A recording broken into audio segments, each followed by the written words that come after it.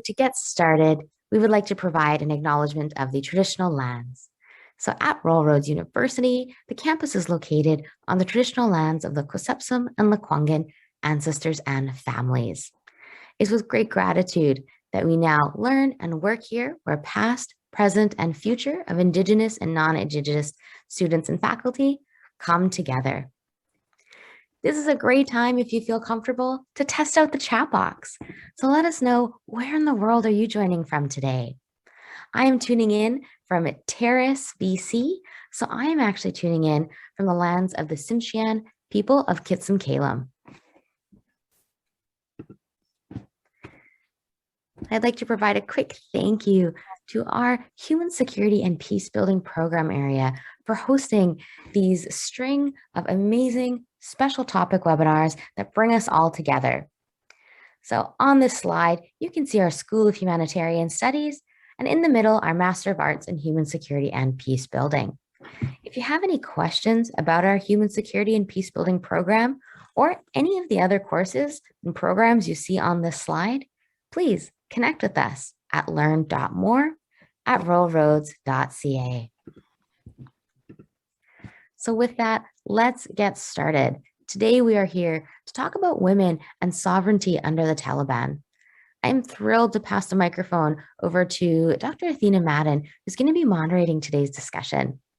Athena is a core faculty in our School of Humanitarian Studies, and she's worked in Afghanistan as a health worker, supporting midwifery training, maternal and child health-related interventions, addiction intervention, and rehabilitation of child soldiers with local NGOs since 2012. Thanks so much for bringing us all together, Athena. Over to you. Thank you, Selena, and hello and welcome everybody. We're so glad that you're joining us today, and I'm honored to be able to host our two panelists, Selena Safi from the BBC and Bahar Jalali, who is a visiting scholar at the University,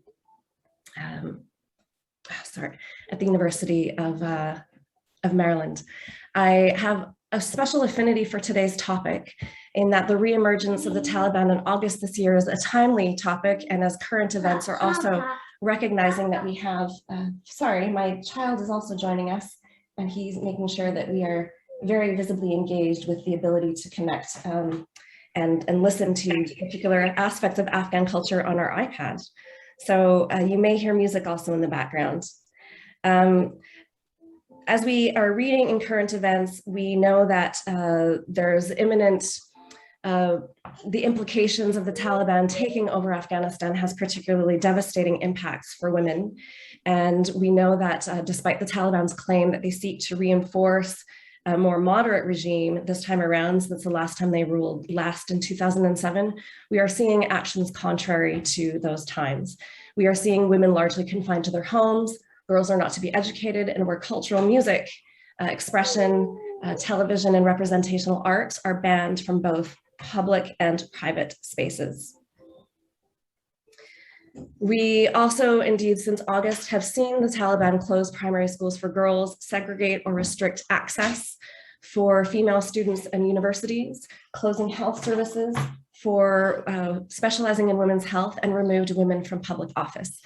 Taliban have also rebranded the Women's Affairs Ministry as the Ministry of Virtue and Vice, and increased the visibility and presence of the morality police. Safe houses and shelters for Afghan women are also now closing their doors, fearing for their ability to safely operate, and in lights of threats from local Taliban leaders in their regions of operation. The future of Afghan women is precarious and it's grim, especially as COVID-19 threatens to collapse Afghanistan's already strained public health system, and as drought worsens Afghanistan's food supply to the point of famine. So I have the pleasure of introducing our panelists, who are two women campaigning within the Afghan diaspora against the Taliban societal antagonism towards women. These women are promoting Afghan culture, heritage, identity, and story to protect Afghan sovereignty in the Taliban takeover. It is my pleasure to introduce Sana Safi, Afghan broadcast journalist with BBC World Service and senior presenter with BBC Pashto, and whose radio documentary Afghanistan and Me relates leaving Afghanistan in the first Taliban regime of 2007, and Dr. Bahar Jalali, visiting associate professor at Loyola University, Maryland, former lecturer at American University in Kabul, and driver of the recent social media trend, This is Afghan Culture, on Twitter and Instagram, and it was also featured in the New York Times and the World Public Radio. So I'm very pleased and honored to host these two women with our discussions today. And to frame the discussions, as Selena indicated, we welcome you to put your comments or your questions in the chat box, and I will monitor and filter those questions to our panelists. Questions that I also would like to ask our panelists, and perhaps what I can do is just state those questions and pass the speaking batons over to you in succession, first Sana and then Dr. Jalali. So the questions that I think we should kick off these conversations are, first, tell us about your story and your experiences. What motivated you to create your work, and what is the story that you hope to tell in your work? Second, what sovereignty might mean to you as an Afghan woman, and what you hope right now for your work and for other Afghan women. And I'll reserve the question about international community. I'm sure that will underpin the entire focus of today's conversation, but also as members of the international community, or for you as members of the diaspora, what now? Thank you. So I'll pass the baton over to Sana. Thank you. Thanks very much, Athena and Selena, and it's great to see Dr. Bahar Jalali here. It's our first time, I think, on a panel together, so it's great to see you. And thank you everyone for joining us. I'm sure it's early for you guys, but for me it's 5 o'clock in the evening.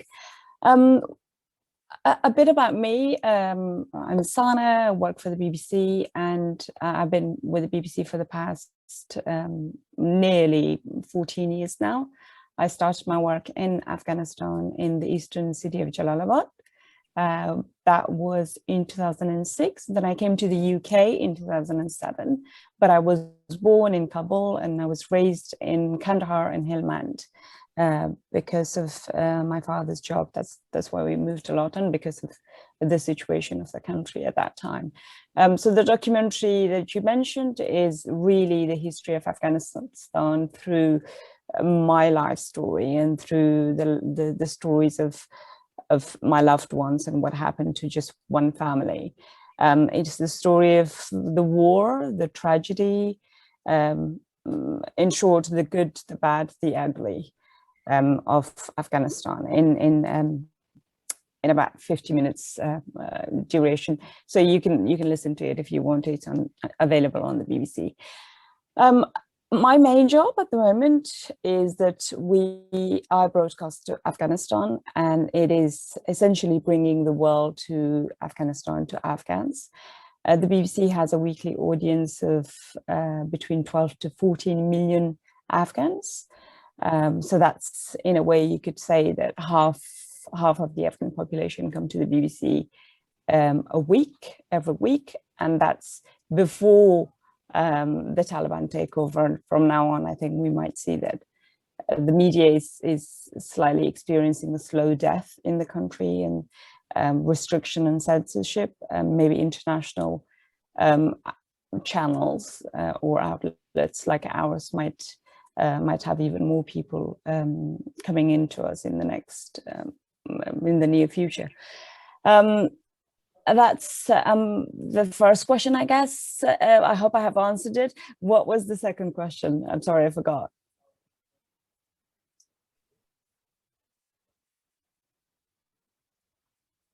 You're mute, Athena. Thank you. What sovereignty might mean to you as an Afghan woman? I guess it's a big question, and it means different things to different people. But from what I've heard from Afghan women, it is for them to be able to make their own decisions, for them to go out to work, to study, to choose a partner, to just be free in their own country, wear what they want, do what they want, and that's what sovereignty means to them, and have an overall agency and control over their own lives, as well as how they participate and interact with other people in the society, be they, men, women, whoever, regardless of their gender. That's what sovereignty means to Afghan women. For me, just to be able to go home, because I've not been home to Afghanistan in the last, I would say since 2016, and before that, I couldn't go because of the security situation. It was so bad that I didn't go to my own mother's funeral. So sovereignty for me personally would be to just go back to where I came from, to put it in those crude terms. But yeah, that's what it means to me. And to see Afghan women have similar rights and, I guess, agency that I have here in their own country without the need to leave it in order to achieve that. Yeah, thank you. And the parallel that we talk about sovereignty in the Canadian context is also talking about Indigenous people's right to self-determine, and many of the same things, absent of security issues where people can mobilize or people can be mobile across provincial boundaries, is certainly very, I think there can be parallels in the Canadian context. My condolences for the loss of your mother, and the hearing you needing to miss your own mother's funeral adds to the numbers of sad and heartbreaking stories that we are hearing from Afghan women internationally who are still in Kabul, as well as those who are from the Afghan diaspora. Thank you. What do you hope right now? I put the link where we can watch your documentary into the chat box. People are welcome to watch those, and we can encourage, there's also a certain amount of commentary about the making behind that is available too, if people are interested in hearing and knowing more. But as members, what do you hope how people might be able to take up your work? What do you hope for other Afghan women? The first question I would say, it's really important for people to understand Afghanistan, to get to know it better, to know it for what it is rather than for what it has become, how it was presented over time. So, Afghanistan has been at war for the past 40 years, 40 plus years, and our stories are being told by third, fourth, fifth, parties and lenses. Get to know the Afghans themselves and hear their stories without judging them, because for a population to have gone through so much, they are an incredible bunch. They have stories of incredible resilience and humanity, and it's not, and now what bothers me at the moment is this fatigue that we are experiencing across the world, because people are just sick and tired of Afghanistan, Afghans, and the miseries of Afghans, because they've heard it, but they've heard it through the media, through other sources, through non-Afghan sources, and that has in a way distorted the image of Afghanistan. So I think for people here and anywhere, I would say, just get to know Afghanistan and the people, and then you can make an informed decision on how to proceed and how to help them should there be a need. Thank you. I think that's actually a great segue to our next panelist, Dr. Bahar Jalali, I think that perhaps this might be an interesting way for you to promote your work, the story and motivations behind what you've done. I'll pass the baton over to you. Thank you so much. And it's an honor to be here and to be with Sana. And I've followed her work over the years. And so it's wonderful to be here and to see her. My background, I was born in Afghanistan in the mid-1970s, and my earliest memories of Afghanistan are in the beginning of the Soviet occupation. I was a first grader in Kabul. My experience of Afghanistan is for the most part limited to Kabul. So I don't purport to know much about but people often say is the real Afghanistan or the heartland. But Kabul is, is also a very interesting place because it is a capital city and it's where the elites, converged.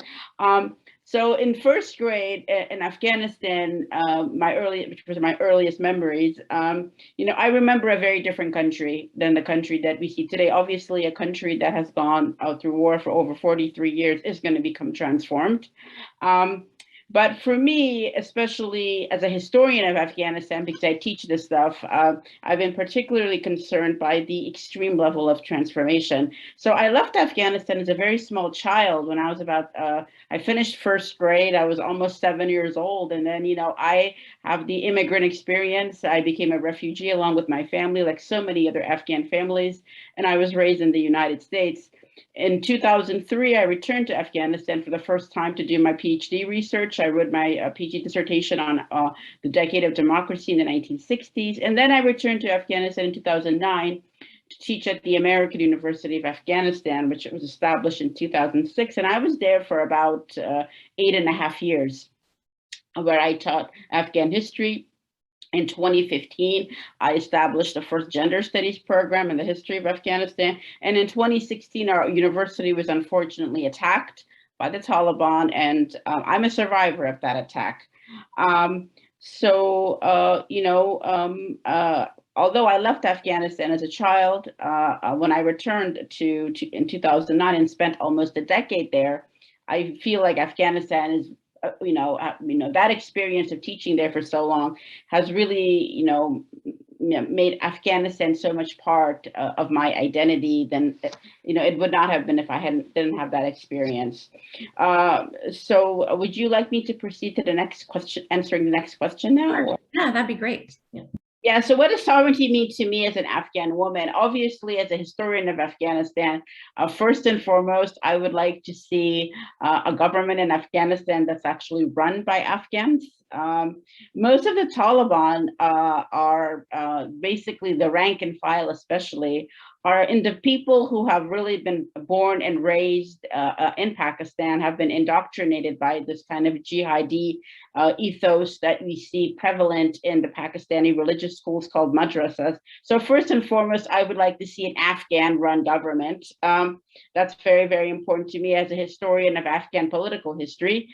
I do not see the Taliban as an Afghan movement in any way, shape, or form. So that's what I would like to see first and foremost.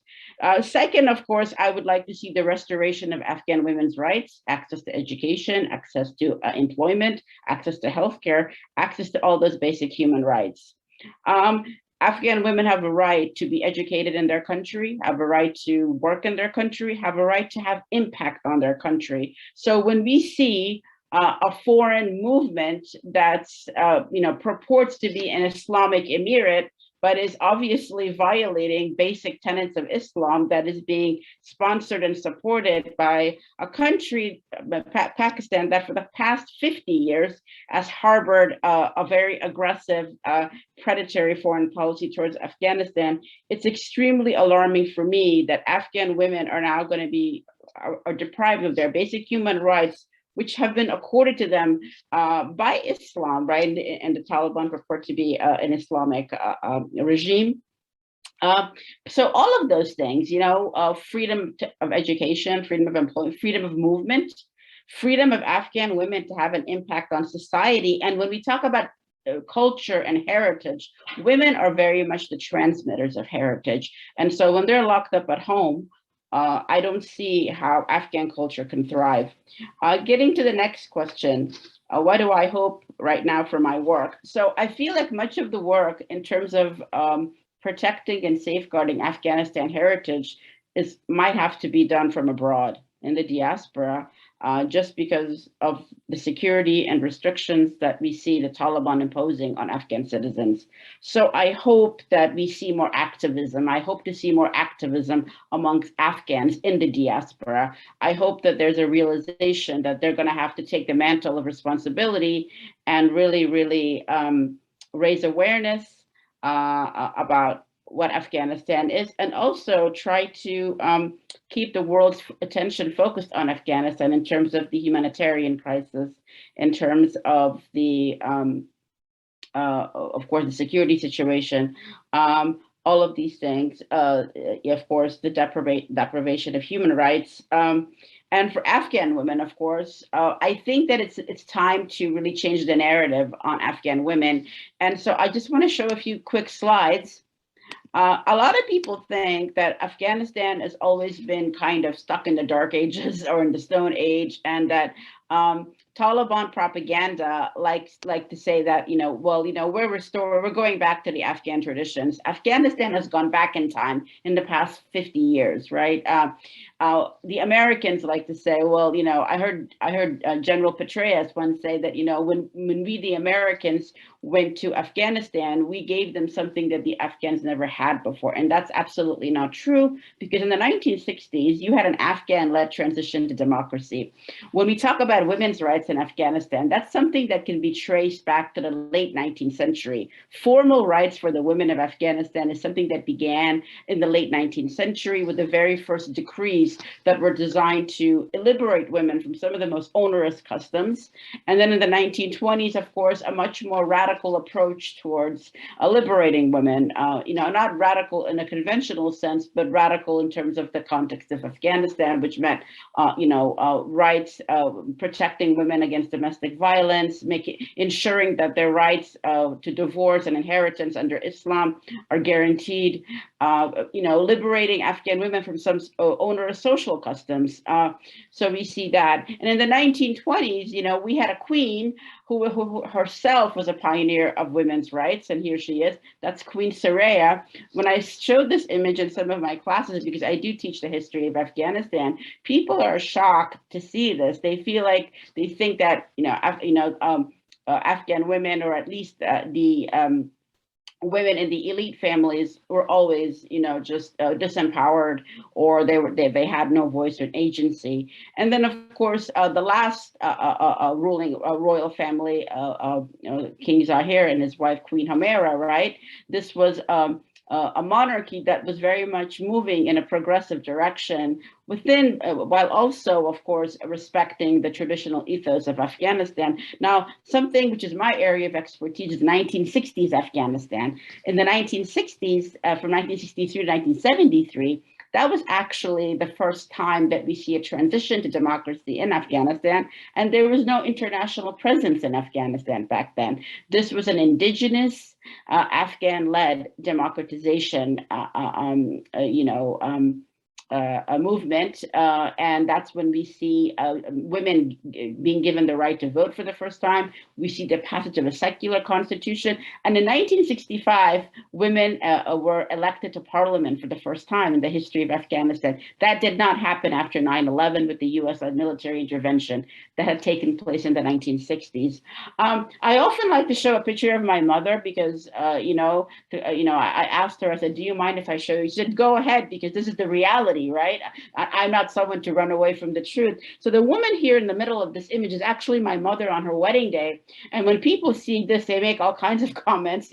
Some of them are positive, some of them are not so positive. But it really triggers all kinds of reactions. And a lot of people say, you're promoting Westernization, you're promoting this was only Kabul, this was only the elite. I'm like, yes, you're right. This was not all of Afghanistan, but it was a part of Afghanistan. And what my mother always tells me is that, nowadays people like to politicize clothing, whether it's left wing or right wing. But what she says is that this photo really is evidence that Afghanistan was a tolerant society, that people could dress like this, or people could wear the burqa, right?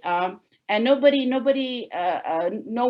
didn't have to fear being harassed or being judged. There was this kind of pluralism and a tolerance that people seem to think that's very un-Afghan, and it was very Afghan, right? There was no international presence in the 1960s, but Afghans were progressing, and women had choices. They could cover up if they want to, and they could not, and they didn't have to if they did not want to. Afghanistan was a tolerant society, and it was respectful of different traditions, urban women, more rural women. And of course, here's an image of me establishing, this was the launch of the first gender studies program in Afghanistan in 2015. And the students that I'm standing next to are all the honor students. Now, if you notice, if you take a look, most of these honor students are females, which tells you about how effective, how the progress in education was quite significant. Women really embraced the opportunity to become educated. You see 2 male students and the rest are female. And finally, I want to talk about Do Not Touch My Clothes, Afghanistan culture, because on September 11th, 2021, which is the 20th anniversary of 9/11, that was the same day that the Taliban had their kind of little, staged event where they were trying to tell the world, well, we're the new rulers in Afghanistan. This is how it's going to be. What really alarmed me is that they were trying to project a disingenuous image of Afghanistan. Now, Afghanistan has always been a conservative Muslim country, but the way that Afghan women dress, the way that they express their heritage and their culture is very different from what the Taliban were trying to project. And I feel that for Afghan women, they have a right to continue their own traditions. So when I saw that all black and the niqab and the gloves, I didn't want the world to think that that's what Afghanistan was. Afghanistan is conservative, but it's conservative in its own way. And so the traditional Afghan dress, I felt was a great way to really combat this misinformation, these false images. And I uploaded an image, and thankfully, all my Afghan sisters did too, because this campaign would have never been as successful as it became without collective action. So I think that this campaign really highlights the power of collective action, the power of Afghans coming together and safeguarding their identity. And here's an image of me in a Kuchi dress. And I think this is a nice contrast what we see, right? You see the colorful Afghan dress, and then you see this Taliban garb, which at least me personally, although I haven't spent a lot of my life in Afghanistan, but many people who have told me that they've never seen anything like this being worn in Afghanistan. And to the final question, I think it's important not only for Afghan women, but for women all over the world and for citizens all over the world to not treat the crisis in Afghanistan as an Afghan problem. This is a problem that was made by many actors, not only the Afghans. And so it must, and it's a humanitarian crisis. So the world must intervene. The world must not walk away from Afghanistan and must understand the dire situation there. Thank you. Thank you so much, Dr. Jalali. We are having some questions filter into the chat box, but I would just like to follow up from both of your stories because you've mentioned some themes of, yes, you both left while you were children in the first Taliban regime. You've kept connected to your family, your communities, your cultures over the years. I myself, I am not of Afghan heritage. I am from half Indian, half Filipino heritage, but I've been a worker in Afghanistan off and on since 2012. Collaborating with Afghan collaborators. And as someone from the outside, it's heartening to hear that there are people mobilizing, that there are people resisting, and that there are people moving together to be able to promote the situation in Afghanistan, both in resilience, stories of resilience, as well as stories of acute need, as we are facing a humanitarian crisis with the famine, with the collapse of the healthcare infrastructure, and with the collapse of governance under the Taliban. So for both of you, do you see parallels in the last Taliban regime and now, given that, as I said in my opening remarks, the Taliban, even though it is a diffuse term and there are different leaders regionally interpreting what the rule of the Taliban is currently, do you see that there may be parallels in the first regime and the second? Just very briefly, so we can kind of understand just the full circle of your story to the present day. I'll pass it first to Sana and then Dr. Zali, then Bahar, please. Yes, I would say, because when the Taliban took over in 1996, the first thing they did was to shut down female schools. Girls were not allowed to go to school. Women couldn't go to work. There was a strict segregation of sexes. And women couldn't leave the house without a male chaperone. As well as poverty was there, which is exactly what we are experiencing right now. Child malnutrition was high.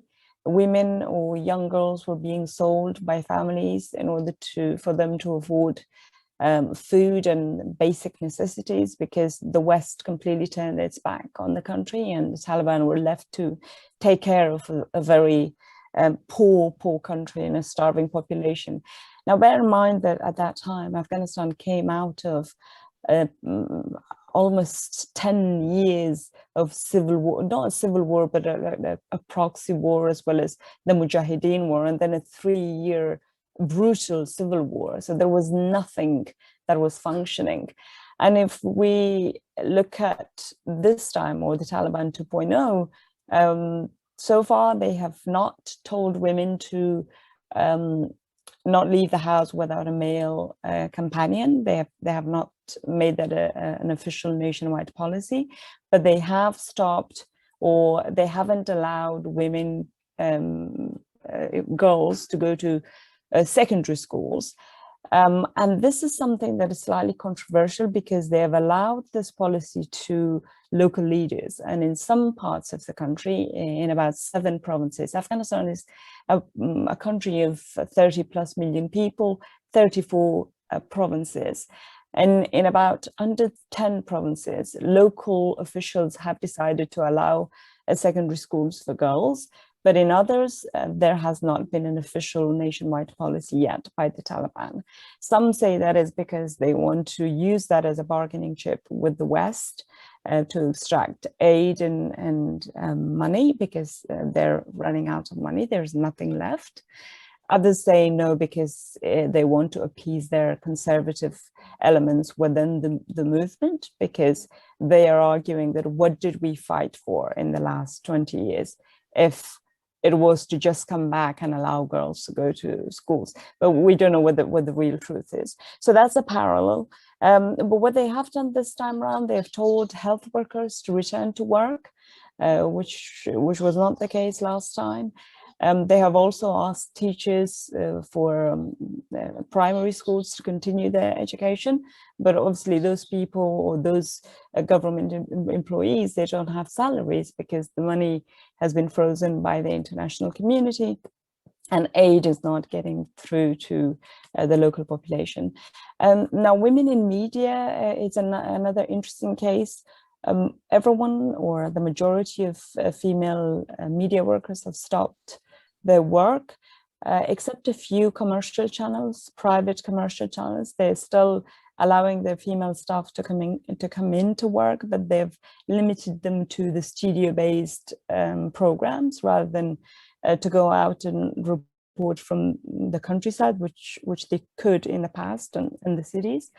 But on the state channel, they denied women an entry to their offices. So there is no female staff in the state Afghanistan, RTA Afghanistan, Radio Television Afghanistan, and as well as the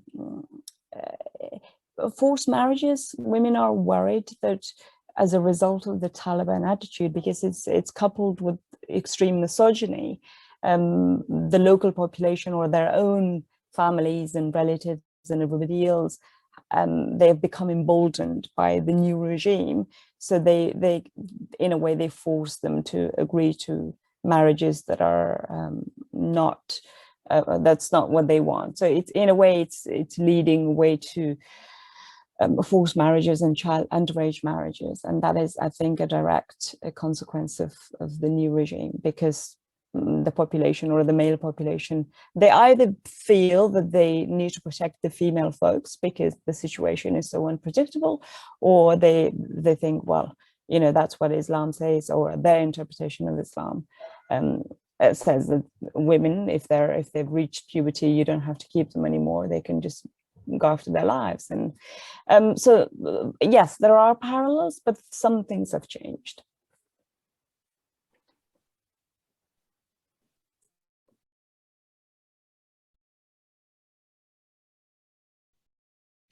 Okay, so I think that everything in terms of parallels, I think that Sana has beautifully covered everything. What I would like to cover is that I do think that obviously that what I see different this time around is that I do feel, unfortunately, that what's different, one parallel that I do not see is I feel like in the 1990s, there was a really consistent condemnation of Taliban policies by the international community. Unfortunately, what I see right now is the increasing normalization of the Taliban by the international community. So I would say this is a big difference, and it's very alarming. For example, Anas Haqqani has a Twitter account. A couple of days ago, I wrote to him, and I replied and said, why do you have a Twitter account?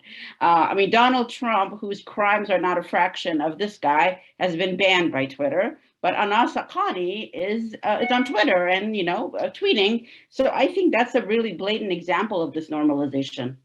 The former U.S. president, whose crimes, like I said before, pale in comparison, not even, I mean, beyond that, right? Not even a fraction of what this terrorist has done, is banned from Twitter. But so I think that right now, I'm, of course, I condemn all the Taliban policies, but I'm increasingly becoming alarmed by how the international community is responding to what the Taliban are doing. It kind of seems like, well, we failed in Afghanistan, and the Afghan government failed. It was a kleptocracy, so this is all we have, and we have to deal with it. I feel like this defeatist policy, this defeatist attitude, is just really, really extremely alarming and disturbing.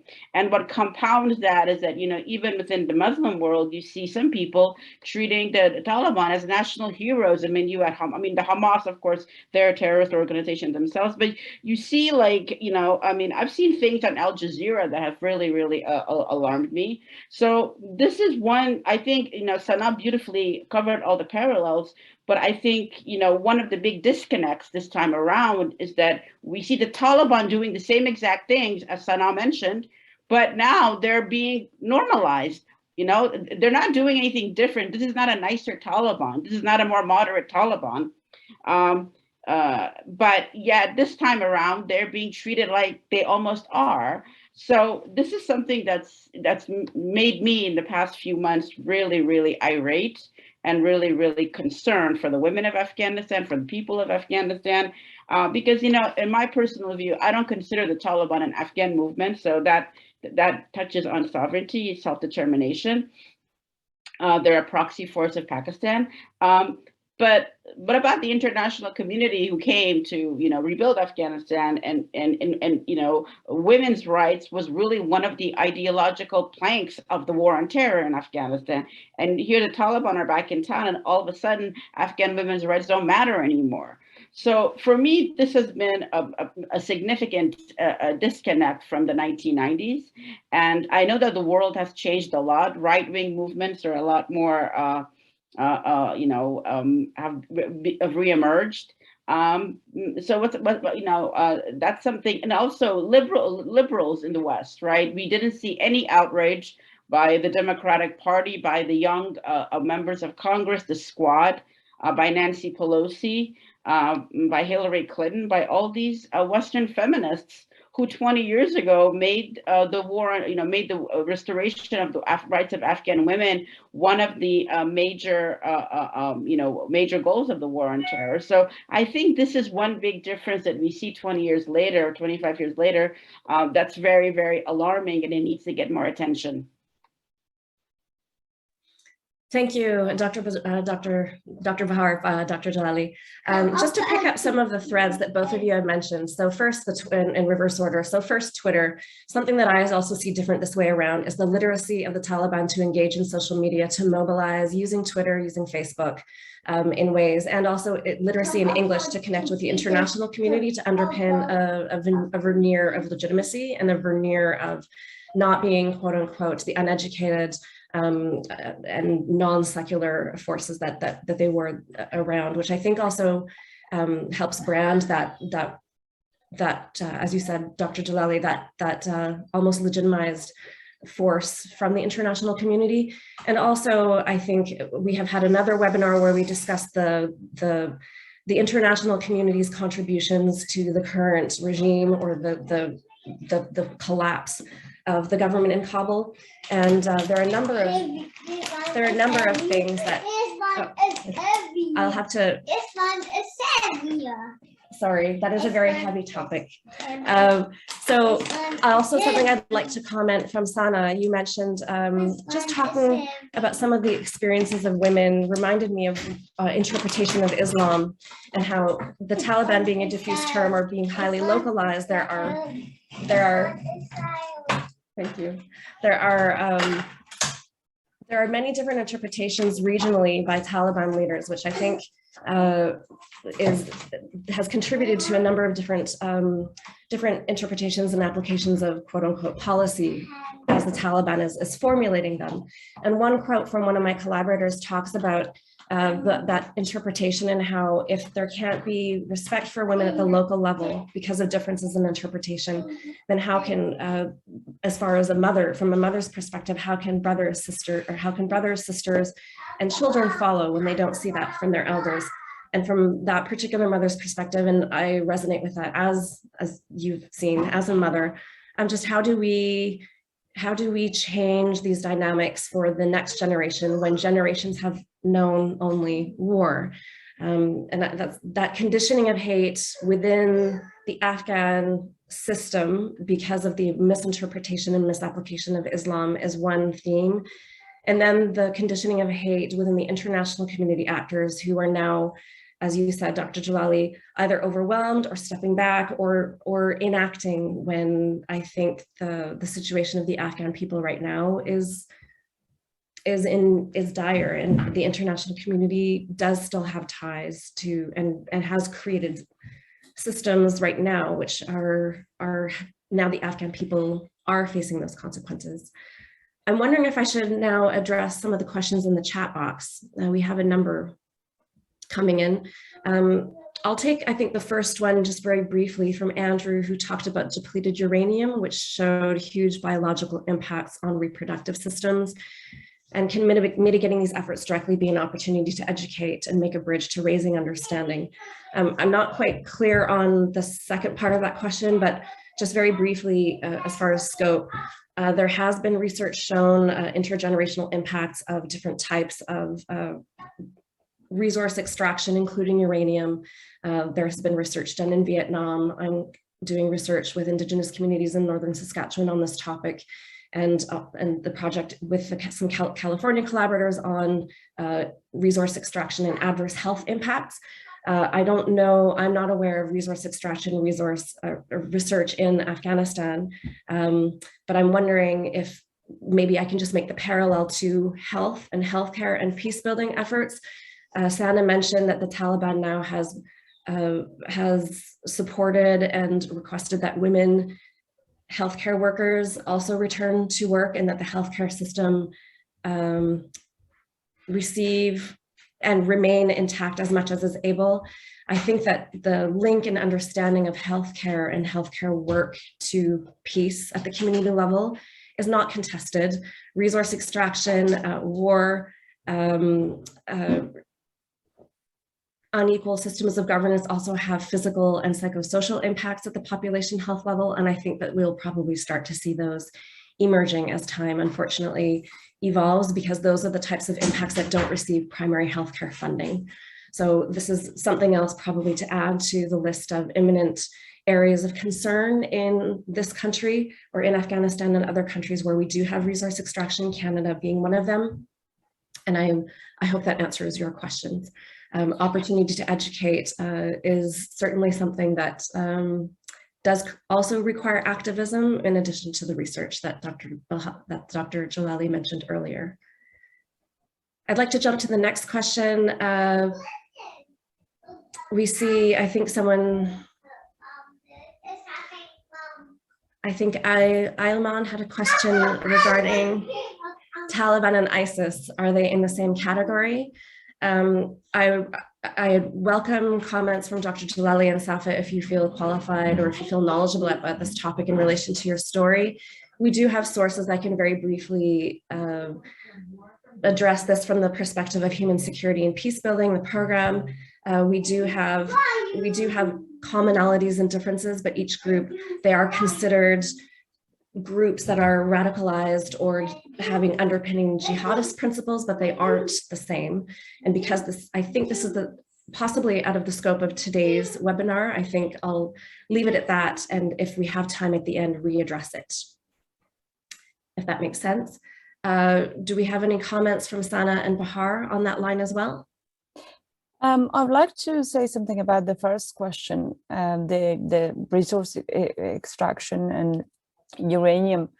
Afghanistan, as I said, 40 years of war, the country has become a testing ground for all kinds of weapons. The answer is not so much about resource extraction, but the impact of weapons on the health of the local population. We have had reports, and my colleagues have done reports in the Afghan service, the BBC Afghan service, about children who were born with deformities and all sorts of disabilities as a result of the weapons that were used in some parts of Afghanistan. And there were allegations that those weapons probably contained some sort of toxic chemicals, including uranium. So that's something, if people on this call are interested, they can look it up.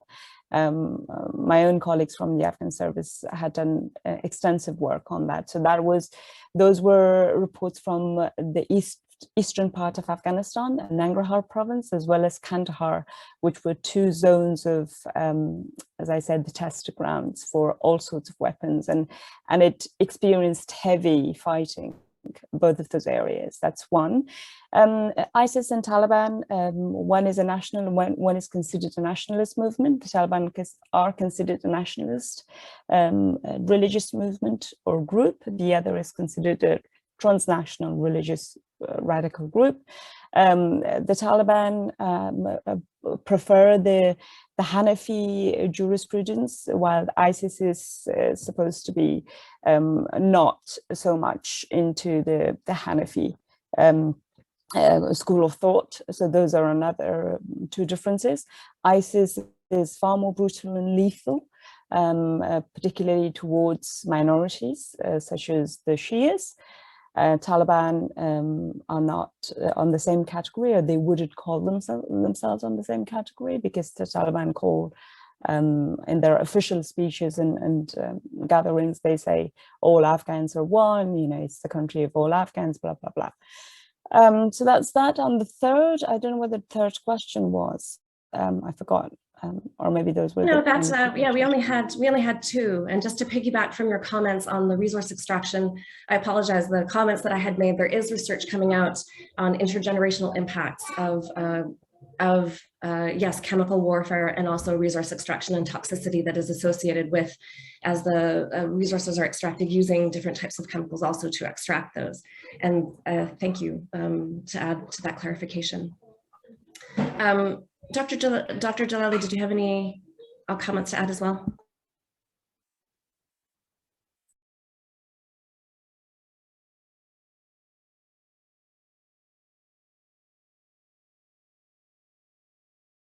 No? Okay, thank you. Also, just to add to... muted, I apologize. So no, I did not have anything to add. Okay, thank you. Again, we do have some resources that talk about the differences between ISIS, Taliban, Al-Qaeda. We can post those, or we can disseminate those out with this webinar, but it is, or with the recording from this webinar if you've registered. But given the scope of today's conversation, I'd like to redirect back to the chat box.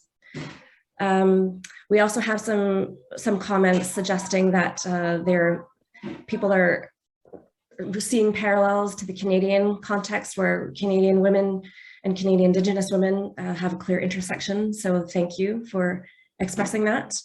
And we have questions from William that talks about, as informed by news coverage, it appears that the mainland Chinese regime currently recognizes, and it may be surmised therefrom, provides support for the Taliban regime. My comment, certainly this is true in the presence of development. The Taliban is looking at the Chinese and Russian governments for support. William's question is, if so, given the end of presence of and perhaps of influence from Western democracies and its replacement by the mainland Chinese regime, potentially, would you see it perhaps necessary to petition the mainland Chinese regime in order to influence the Taliban regime on women's rights and sovereignty? And then he adds, I must say, when posing the above question, that the irony of having to go and influence a foreign power to pressure a local regime, thus lowering the sovereignty of the local regime in order to increase the sovereignty of some or all of the local citizens, is not lost on me. Thank you. So yeah, do we have comments? We'll keep the same order, Sana and then Bahar. Well, it's a good question, but if you look at the Taliban positioning on the issue of sovereignty and the whole idea of the international community must respect Afghanistan's sovereignty, and that's why they fought and all of that, they're very, I guess, firm. They're very firm on that idea that they will give no one the right to interfere in Afghanistan's domestic affairs, and to have a movement, or maybe, I don't know, how do you petition a foreign government to then advocate on behalf of the Afghan women?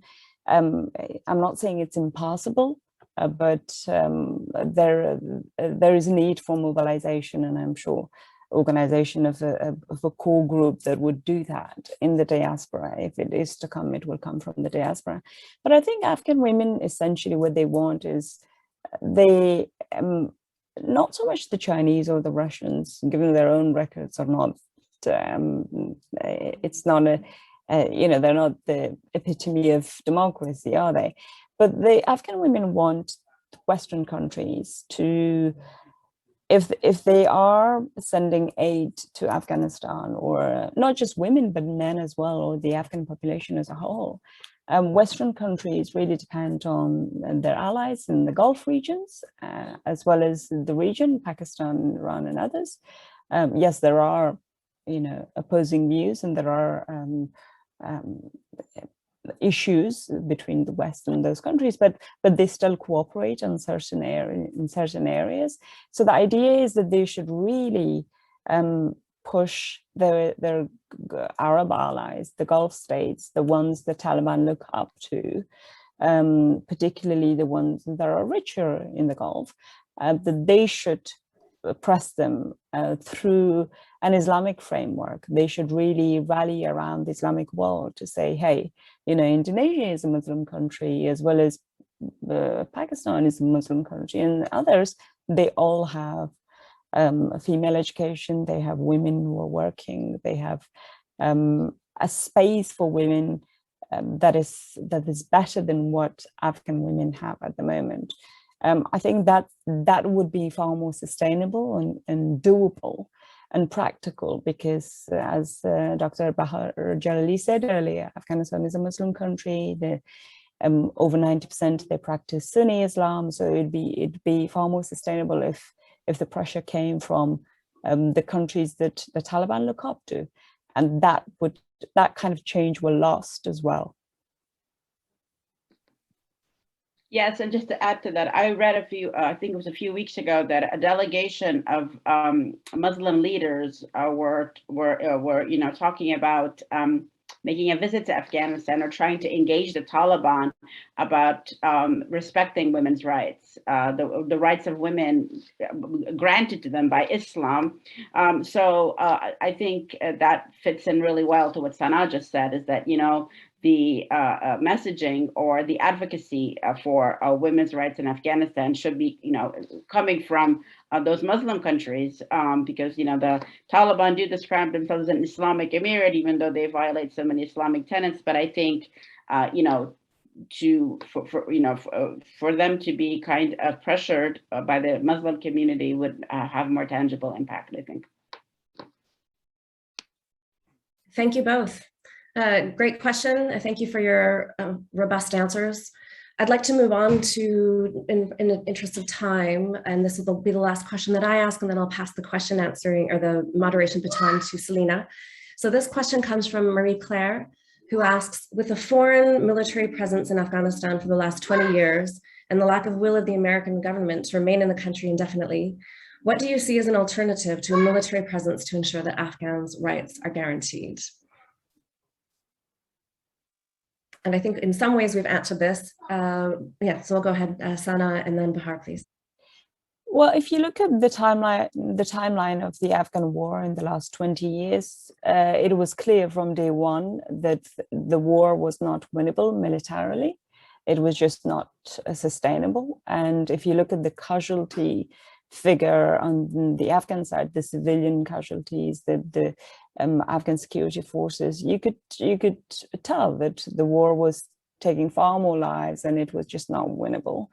So it's clear that military solution was not possible. There was no military solution. Most Afghans now, there is a consensus that the solution to the country's problems is a diplomatic one, particularly a political settlement between different groups within the country to agree on some sort of a structure that is representative, that is inclusive, and that is respecting international and human rights. Yes, so I'm not sure if I agree if the war was doomed from the start to beginning in terms of military. I think in the beginning, the military presence was a very light footprint approach. It didn't go to the root of the problem. The root of the problem was not Afghanistan, it was in Pakistan. So I think, and then Pakistan's duplicity, you can't have a partner that's, on the surface pretending to work with you in the war on terror and then behind your back, stabbing you in the back, right? It's kind of like putting a daycare in charge of pedophiles and then wondering why things go south. So I do think that perhaps with better strategies, with the more, I think in the beginning, the U.S. Objective was really not to kind of rebuild Afghanistan or to find a military solution. It was basically to disrupt the Al-Qaeda terror network. And then after they did that, they were like, well, now what, right? So it really wasn't, I think, till 2008 that the war became very, very serious. So who knows? But definitely the way that the war was fought, Sanad said, the way that it was fought made a military solution impossible. I personally think that you have to sanction Pakistan. You have to put the international community has to put tangible pressure on the predatory neighbors, and I think much of Afghanistan's problems lie elsewhere, and that's across the border. So I think that's important. I do think that it's important to recognize the Afghan political elite and leadership. I think that they were completely bypassed when Trump was negotiating with the Taliban. So some kind of settlement amongst them. And I think that, one thing that I would really like to emphasize, which I've already mentioned, is that, you really, really have to deal with the problem of Pakistan. And I think that unless that problem is solved, because it's not a problem that began 20 years ago or 30 years ago. It's a problem that's been going on since Pakistan was created in 1947. So for me, I think that's a big hurdle. Even if the Afghans, manage to emerge with, all the political elites come together and form a consensus and unite, I think that that's a really, really big hurdle. So I think that that's an issue that the United States continues to see Pakistan as a frenemy. And until that policy is resolved, I don't see the situation stabilizing very significantly. With that, we have 2 more questions in our chat box that are going to allow for some great discussion. Feel free to continue popping questions in the chat box. We might not have time to get to everything given we just have about 20 minutes left together today, but do know the questions in the chat box inform the types of sessions we put together moving forward. So with that, we have a question from Colleen. So do you think the general reluctance to criticize the Taliban by the international community is particularly for fear that the Taliban will double down and increasingly reject any attempts to allow greater participation of women in civil life and the economy? And part 2, and perhaps also impact the ability of aid organizations to provide food and health support for civilians in the coming winter months. So Sana, I'll pass it over to you. So the reluctance to criticize the Taliban regime, I think the position of the international community is clear. They negotiated a deal with the Taliban and they wanted a way out. They got that deal. They achieved what they wanted to secure, which were promises by the Taliban that they will not host hostile regimes who would launch attacks against the West, or they would not allow the Afghan soil to become a hotbed for terrorism. That the US is saying that the Taliban are abiding by those promises and they have stuck to them. Whether they really have done or not, that remains to be seen, because we still haven't got the whole small print of the agreement. We don't know what was signed in the agreement between the US and Taliban in the February of 2020 in Doha. So the international community really wanted to get out of Afghanistan. Osama bin Laden was dead. He was killed in 2011. He was in Pakistan, not Afghanistan. The Afghan Taliban, as I said earlier, they are considered to be a nationalist movement. They don't really pose a threat to anybody else outside the borders of Afghanistan, unless they give space and safety and harbor terrorists groups who would do. If those promises are made, then the international community are saying, well, we were there for 20 years. We tried to bring some sort of stability and we couldn't. That's not to say that they haven't made any mistakes, but in their eyes, they kind of say, it's none of our business anymore. We tried to help. It just didn't work out. Sorry. Let them sort it out. And that's the attitude, because it has become really clear from what we're hearing, reading, and seeing. So that's the position of the international community. Whether they will criticize the Taliban on their human rights records, the Taliban are saying, well, you can do business with Saudi Arabia, with other far more, belligerent regimes that have notorious human rights records. What's your problem with us? That's I've heard from pro-Taliban camps. They have pointed to countries such as Saudi Arabia and other Arab majority states in the Gulf, and they've said, well, if they can do business, if the international community can do business with those countries, why can't they do it with us? That's the pro-Taliban camp view. So, whether the international community do have any leverage except the aid, probably yes, and their alliance with regional countries, maybe. Other than that, there isn't much to really hold the Taliban accountable with. I mean, you could try a carrot and stick approach, but there's only so much you can do from away, right? From miles away. The aid, the Taliban are saying that they're happy to allow aid agencies to go and deliver aid, but then there are conflicting reports. One day we hear that they have stopped aid workers from moving around in the country, and they've imposed restrictions on the female staff, for example. The next day we hear official statements that they would welcome international aid, they would welcome aid agencies to come and deliver aid and they will provide safety and all of that. So we don't really know what the real story is, to be honest, because it's just hard to verify for us here.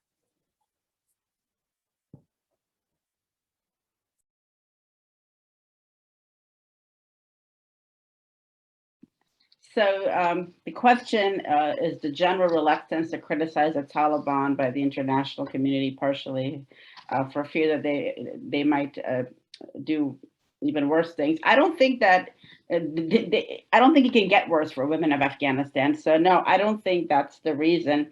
I think the international community has made a lot of mistakes, and I think that they themselves are find themselves in a quandary as to what to do with the Taliban. We've seen different approaches. The president of France says that the only way we'll ever recognize the Taliban is if they guarantee women's rights. It's conditions based. But in the UK,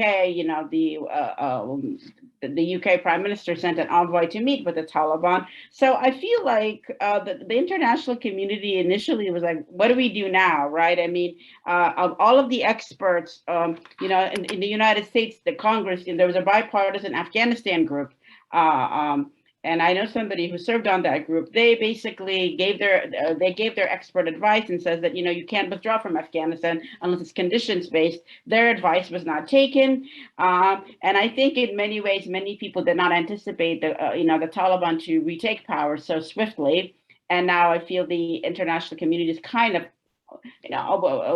taken off guard, and now it's kind of like a wait and it's like, a lot of countries are, following a wait and see approach. So no, I don't think it's because they think that it's going to make things worse. I don't think things can get, I mean, of course, things can always get worse, but it's pretty bad for the women of Afghanistan. I really think that there were a lot of mistakes made.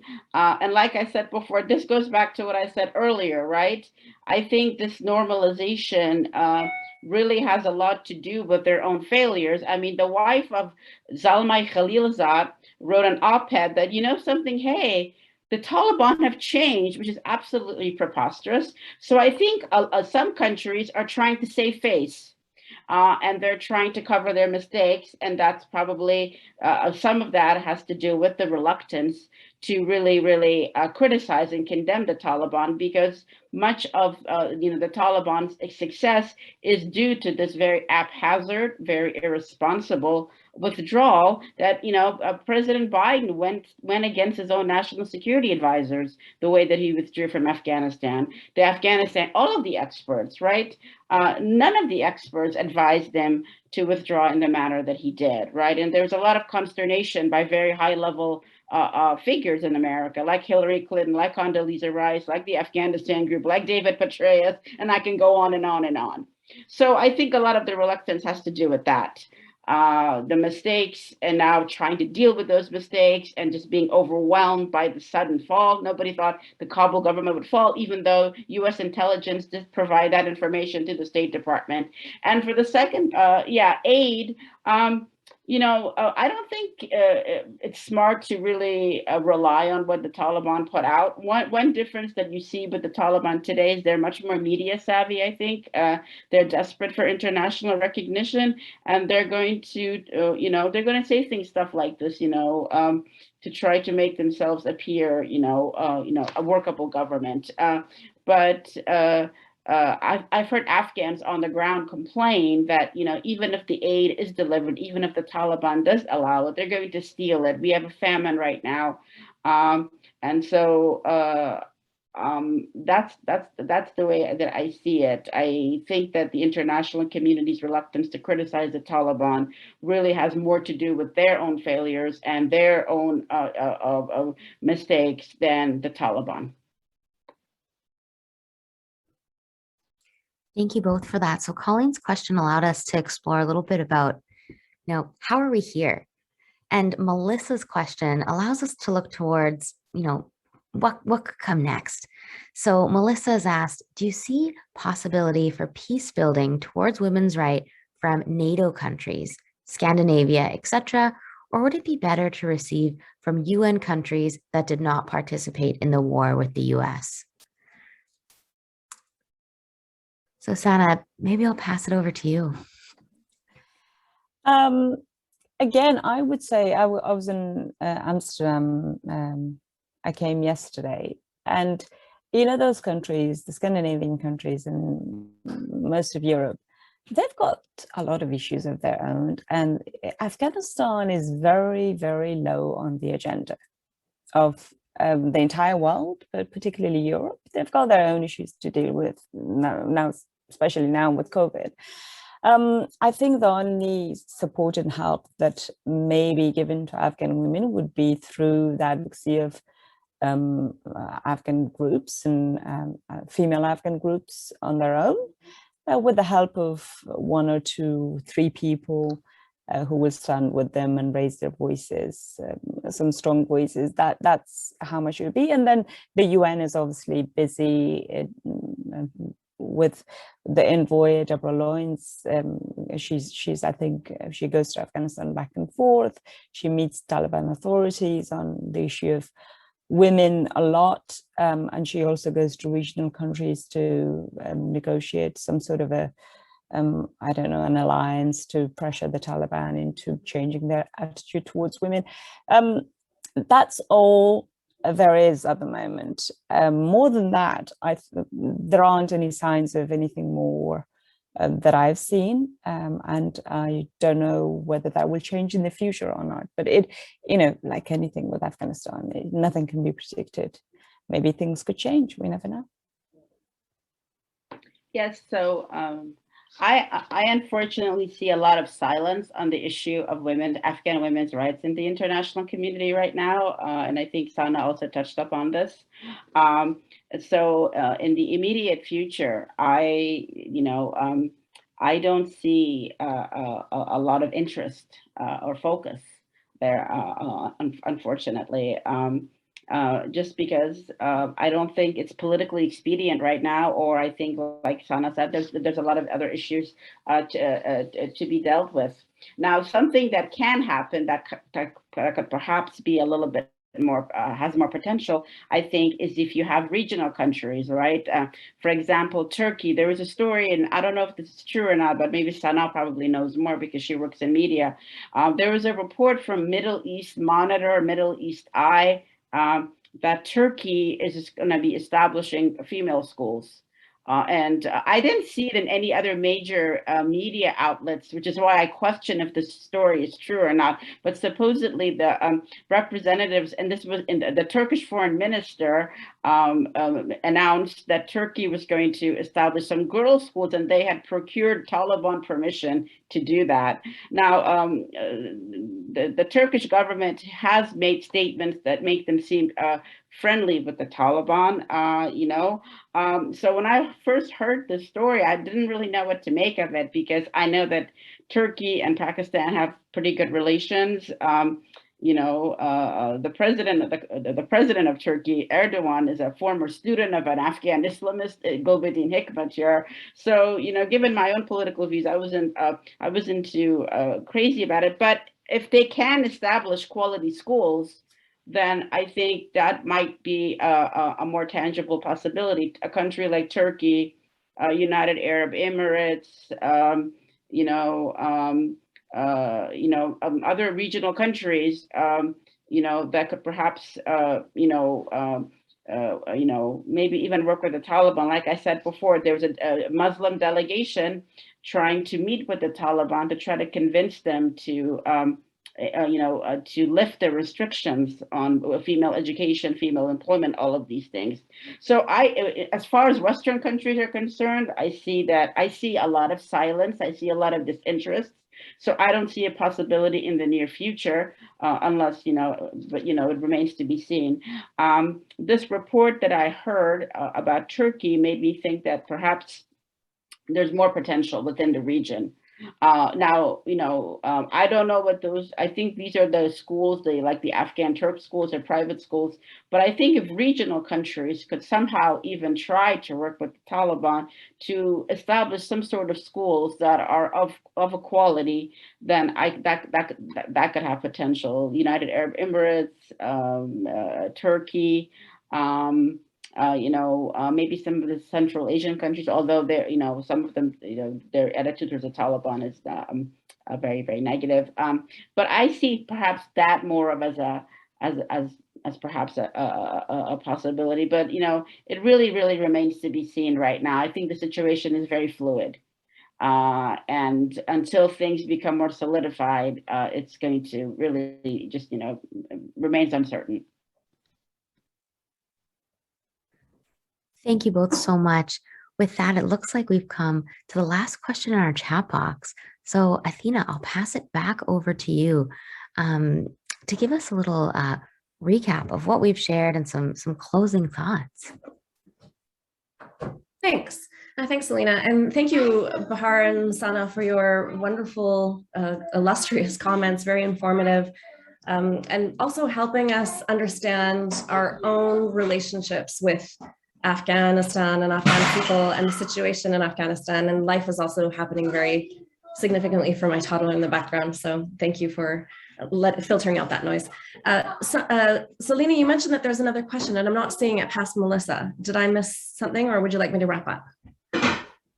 Okay, so just to provide some closing thoughts and to apply what we've learned today to our own roles as members of the community at Royal Roads, whether as a student or as a member of the Royal Roads community, some themes for our own learning that we might want to pick up on.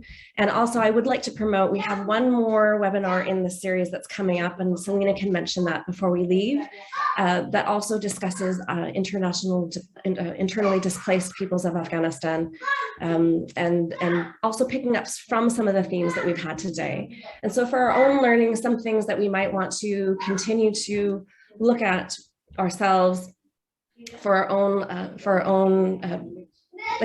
learning. One, what was the difference between Islamic State, ISIS-K, Al-Qaeda, and Taliban, and how have that been constructed by history within the international community, and how that relates to the movement, as Dr. Jalali has brought up, of sanctioned Pakistan. What are the parallels, albeit narrow, between sovereignty for Afghan women and societal antagonism against women in Afghanistan, and self-determination and recognition for Indigenous women in the Canadian context? What is the history of Taliban occupation, the parallels of not only the first Taliban rule in the early 2000s, but also there has been some discussions of the parallels between the Afghan population now and Iran in the late 1970s, following Iranian occupation. What is the role of the international community in recognizing the Taliban? What then could be the role of diplomacy in advocating for human rights, for equity and education? And then what is the role of regional governance coalitions in order to provide advocacy where we see need for advocacy? And last, I think probably more important for people who are from the human security and peace building programs. Do you want, sorry, hold on, let me just provide some entertainment for my toddler. Would you like this? Okay, thank you. For people within the human security and peace building program, the changing role of humanitarian actors in delivering aid for those humanitarian actors who are permitted to be on the ground, to be funded on the ground, however precariously, what the immediate need can be met by humanitarian actors, and also the changing role, I apologize, someone needs attention right now, the changing role of healthcare workers as well. Is this, please let me know if this is overstaging my comments, and I can pass my notes to Selena to read in the chat box, but thank you for your patience. We have also the role, and I'll just do a shout out for one of my students actually who is researching this, Samra, who's on the call today, and thank you for tuning in. Also the role of healthcare microfinance projects in rebuilding communities. Microfinance might be able to provide support to, microfinance might also be able to provide support in rebuilding community in ways that provide equity and opportunity for Afghan women. Also, one last thing that I would like to add to this conversation is there are a community of Afghan diaspora, community of Afghan artists within the diaspora who are utilizing their own art that they were able to perform and produce pre-August, pre-Taliban, in communicating and leveraging support and advocacy from the international community. So these are all things that you can do from an external point of view, as someone who may not be affiliated with Afghan contexts or organizations. There are still things that you can do to keep yourself informed with and involved in the present conversations. So I think those are the themes we've touched on today, and I think we can continue to, I'm going to change rooms, and these are things we can probably do to continue our own learning. So thank you for your contributions to today. And it was an honor for me to be able to host you in this space. And over to you, Selena. Thank you so much, Athena. And I can say I am currently in my family's home as well, having to strategically hit mute and operate the other lives that are happening at the same time. So thanks for bringing that into our discussion today to allow us to be able to explore important topics while we're continuing our lives at the same time. So a big thank you to Sana and Bahar for being here and sharing all of your insights, answering all of our questions, and sharing more about everything you're putting into the world to help amplify these types of conversations. Athena, a big thank you to you to bring together this dream team and everyone who's online today to add to the richness of our discussion. In the coming days, we'll share out some follow-up communications, which will include the link to this recorded webinar, resources shared in the chat box, and some notes on the summary Athena has shared as well. To always have a handy reminder of what we explored in today's discussion. So with that, we wish you all a wonderful rest of your morning, afternoon, or evening, depending where in the world you're joining us from and when you may be watching this recording as well. So with that, have a great rest of your time, everyone. Bye-bye. Thank you for having us. Thank you so much for having us.